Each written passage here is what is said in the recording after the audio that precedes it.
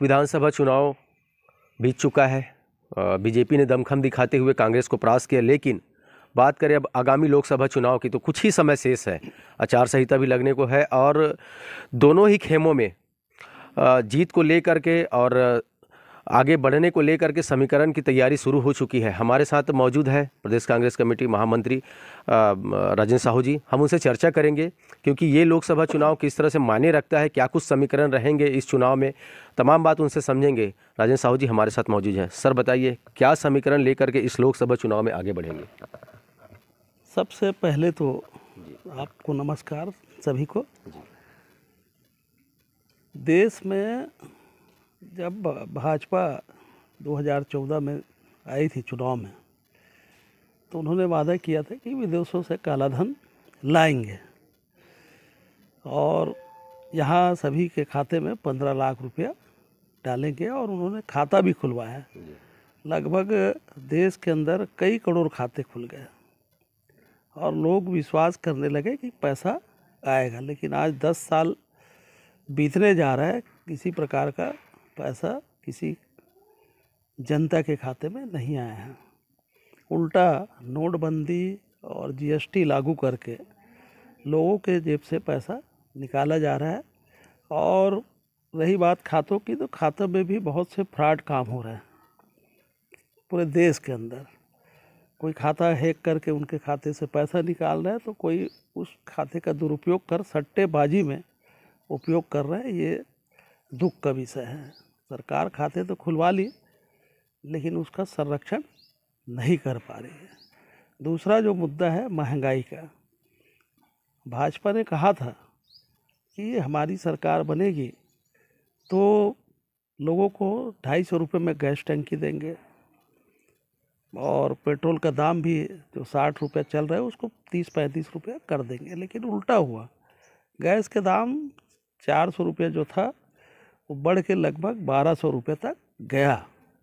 और वहीं अभी छत्तीसगढ़ में भी 500 रुपये में गैस देने की बात कही है भारतीय जनता पार्टी ने, लेकिन आज तक किसी को 500 रुपये में उन्होंने गैस का सिलेंडर नहीं दिया है।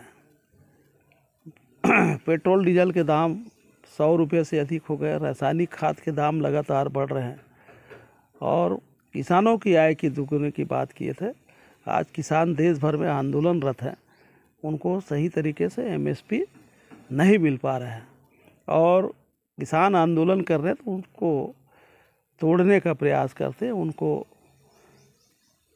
कुचलने का प्रयास करते हैं। ये भारतीय जनता पार्टी की कथनी और करनी में फ़र्क है।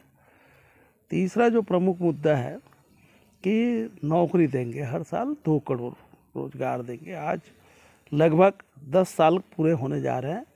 देश के युवा देख रहे हैं कि हमको रोजगार कब मिलेगा, लेकिन रोजगार देना तो दूर, उनको धर्म के नाम पे, जाति के नाम पे, वर्ग के नाम पे बांटने का काम भारतीय जनता पार्टी कर रही है। इन मुद्दों को लेकर हम चुनाव में जाएंगे। दुर्ग जिले के 6 विधानसभा में और लोकसभा चुनाव अंतर्गत बेमेतरा और साजा भी है, तो क्या ऐसी कमी बेसी रह गई थी विधानसभा चुनाव की अगर बात करें, जिसमें भाजपा जो है कहीं ना कहीं जीत का परचम लहराने में कामयाब नजर आई?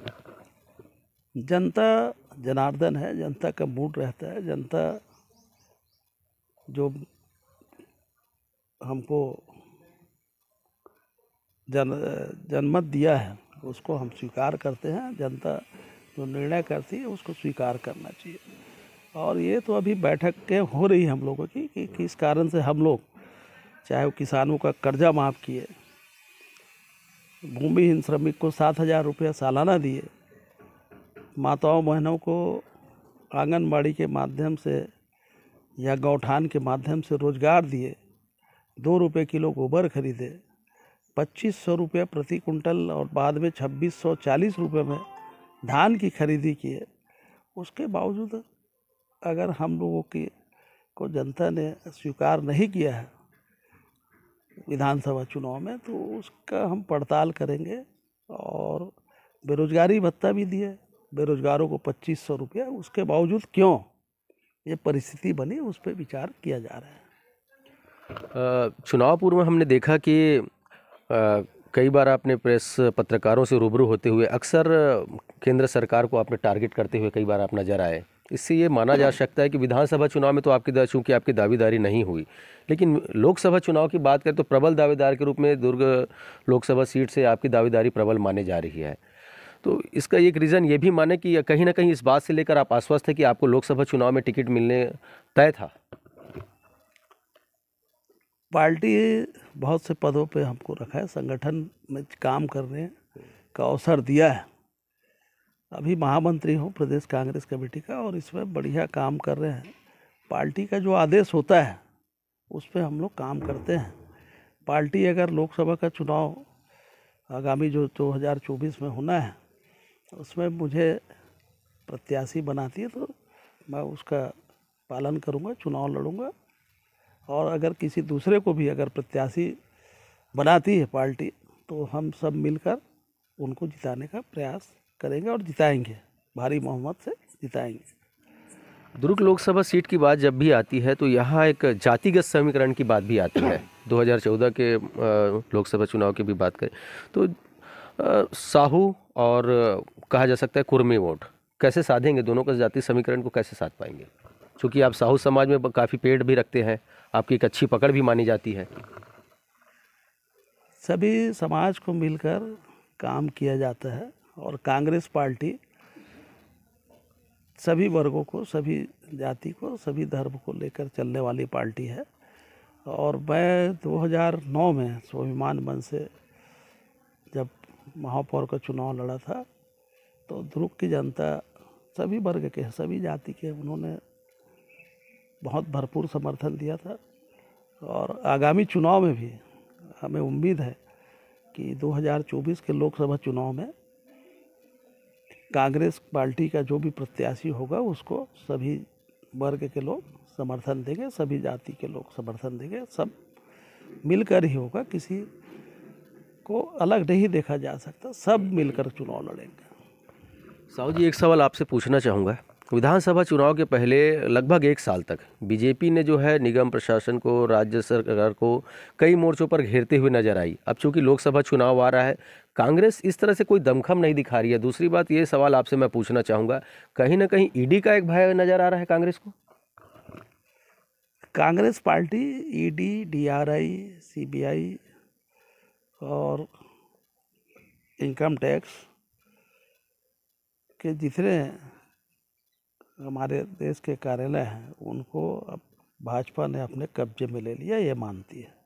और देश की भी जनता देख रही है, चाहे वह व्यापारी वर्ग हो, चाहे अधिकारी वर्ग हो, चाहे सामान्य कोई भी व्यक्ति हो, जान रहे कि भाजपा जो है इन सब जो उपक्रम है, जो सरकारी संस्था है, उनका दुरुपयोग कर रही है और दबाव बना रही है। आप देखिए, शिंदे जी को देखिए, दबाव में आकर भाजपा में गए, अजीत पवार जी, अब अशोक चौहान जिसको घोटाले में फंसे थे उनको अपनी भाजपा में शामिल कर राज्यसभा बना रहे हैं।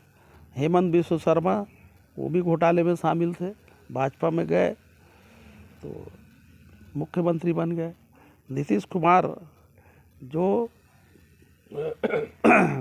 बिहार के लगातार मुख्यमंत्री रहे हैं, उनके ऊपर भी दबाव आया होगा, वो भी भाजपा में शामिल फिर से हो गए, पर एनडीए में चल दिए, गठबंधन में।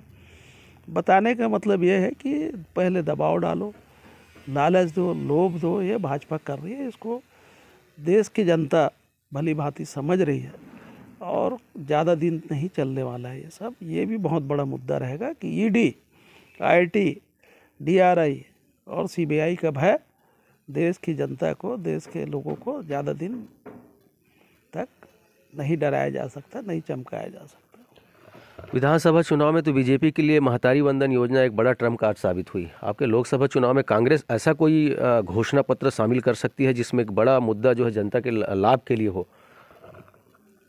कांग्रेस ने अभी वादा किया है कि जिस तरह हम लोगों ने छत्तीसगढ़ में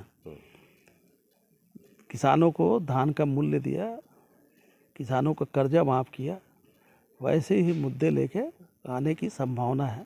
और ऐसा अभी राहुल गांधी जी ने भी कहा है कि हम एमएसपी पूरे देश भर में लागू करेंगे और अच्छा मूल्य देंगे ताकि स्वामीनाथन जी का जो रिपोर्ट है उसके आधार पे हम घोषणा पत्र में लाएंगे और उसको सरकार बनने के बाद इंडिया गठबंधन की जब सरकार बनेगी तो हम उसको लागू करेंगे।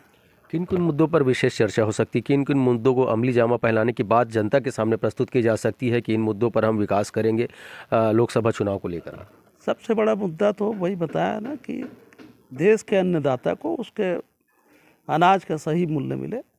दूसरा, देश के जो हमारे युवा हैं उनको ज़्यादा से ज़्यादा रोजगार मिले। खोखली बात नहीं होनी चाहिए, जुमलाबाजी नहीं होना चाहिए। ये जो दो भाजपा वाले लोग कर रहे हैं वैसा हम लोग नहीं करेंगे देश में। और तीसरा जो प्रमुख मुद्दा है, महिलाओं पे जो अधिभार पड़ रहे हैं, चाहे वो रसोई गैस की बात करें, चाहे किराने की बात करें, चाहे राशन की बात करें, चाहे आप पेट्रोल डीजल की बात करें, इसमें रियायत देंगे।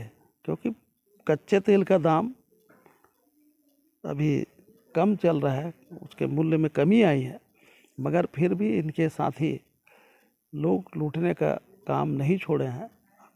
इंडिया गठबंधन की सरकार आएगी तो हम उसमें रियायत देंगे, रासायनिक खाद में रियायत देंगे। ऐसे बहुत से जो कांग्रेस शासन काल में चल रहा था उसको पुनः बहाल करके लोगों को रियायत, चाहे वो किसान हो, मजदूर हो। अभी मजदूरों को जो हम लोग छत्तीसगढ़ में लागू किए थे वो देश में भी लागू हो सकती है, ऐसा मेरा अनुमान है। साहू जी, एक सवाल आपसे पूछना और चाहूँगा मैं कि अभी हाल ही में जो है अयोध्या में 22 तारीख को श्री रामलला में जो है राम जी विराजे हैं, और कहीं ना कहीं इस बात को लेकर आप भी आश्वस्त होंगे कि बीजेपी जो है, भारतीय जनता पार्टी ने वहाँ राम मंदिर बनाने में कामयाब हुई, वर्षों तक इस लड़ाई को चलती रही, तो क्या इसका फ़ायदा लोकसभा चुनाव में बीजेपी को मिलेगा? रामलला सभी के हैं। भगवान राम अलग अलग युग में अलग अलग रूप में अवतरित हुए हैं और अवतरित होके हम सबको आशीर्वाद दिया है। और सब देश भर के, ऐसा नहीं कि खाली भाजपा के लोग ही रामलला की पूजा किए, देश भर में सभी दलों के लोगों ने, उसमें कांग्रेस भी शामिल है, कांग्रेस के लोगों ने जगह जगह आयोजन किया और जगह जगह आयोजन करके भगवान रामलला की मूर्ति प्राण प्रतिष्ठा का हम लोगों ने देश भर में पूजा की और भंडारा किया, शोभा यात्रा निकाला। तो किसी एक का नहीं है, भगवान राम सबके हैं, हम सबके हैं। कौन कहता है कि उनके हैं? भगवान राम सबके हैं और देश में सभी पंथ के मानने वाले लोग हैं, सभी धर्म के मानने वाले लोग हैं। और ये जो होता है इसमें सब लोग आनंद लिए हैं। ऐसा क्यों सोचते हो कि इसका लाभ इन्हीं को मिले? भगवान राम के मानने वाले सभी लोग हैं। एक आखिरी सवाल मैं आपसे पूछना चाहूँगा, राजेंद्र साहू को अगर टिकट मिल जाता है तो जीत को लेकर के कितने आश्वस्त हैं और क्यों आश्वस्त हैं? मैंने बताया ना, अभी प्रत्याशी घोषित नहीं हुआ है। प्रत्याशी घोषित होने के बाद इन सवालों का जवाब दिया जाएगा, क्योंकि बिना प्रत्याशी बने आप अभी कुछ, मैं पार्टी नहीं हूँ, मैं तो एक कार्यकर्ता हूँ और कार्यकर्ता समय समय पे अपनी बात को रखता है। जब पार्टी आदेश करेगी उसके बाद इन सवालों का जवाब हम आपको देंगे। अभी पार्टी ने कुछ कहा नहीं है तो इस सवाल का जवाब देना मैं अभी समय को उचित नहीं मानता। ये थे राजेंद्र साहू जी, प्रदेश महामंत्री। और चूँकि लोकसभा चुनाव की तैयारियां चल रही है, बड़े ज़ोरों से है और कहीं ना कहीं प्रबल दावेदार माने जा रहे हैं राजेंद्र साहू, क्योंकि जिस तरह से उनका कार्य रहा है बीते कुछ समयों से, बहुत सारी जिम्मेदारियों में पद दायित्व निर्वहन भी किए हैं और आगामी लोकसभा चुनाव में उनकी दावेदारी प्रबल मानी जा रही है। बहरहाल आने वाला कुछ समय में ये बात का पुष्टिकरण हो ही जाएगा कि किसकी दावेदारी जो है प्रबल होती है। जंक्शन न्यूज़ के लिए लोकेश।